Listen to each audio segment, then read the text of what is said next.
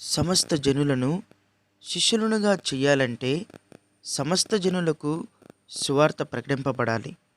అయినను రక్షింపబడి దేవుని పిల్లలయుండి కూడా కులభేదాలు కలిగి ఉన్నందువలన కుల మత భేద నిర్మూలన, ఇతర కులాల ప్రజలకు సువార్త ప్రకటించుట దేశములో ఉజ్జీవం వంటివి ఆటంకం పరచబడుచున్నవి, ఆలస్యమగుచున్నవి. యూదుడైన పేతురు అన్యజాతివాడైన కొర్నేలి ఇంటికి పంపుటకు ముందు దేవుడు పవిత్రముగా చేసినవి నీవు నిషిద్ధముగా ఎంచవద్దని ఒక దర్శనము ద్వారా హెచ్చరింపబడ్డాడు. పేతురు ఒక అపోస్తలుడై ఉండి కూడా యూదా మతాచారములను పద్ధతులను పాటించుచున్న వాడిగానే ఉండెను.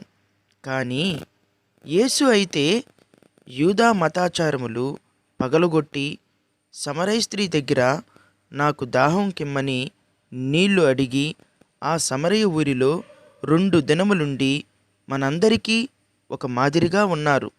ప్రతి జనములో నుండి, ప్రతి వంశములో నుండి, ప్రజలలో నుండి, ఆయా భాషలు మాట్లాడు వారిలో నుండి వచ్చిన లెక్కింపజాలని గొప్ప సమూహము పరలోకములో కనపడును అని చెప్పుట మనం గమనించగలము.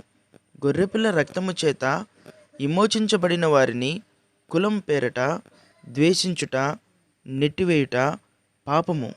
కులాన్ని చూచేవారు క్రైస్తవులుగా ఉండవచ్చును, కానీ క్రీస్తును ధరించిన వారిగాను యేసునకు శిష్యులుగా ఉండడము కుదరదు. ప్రార్థన.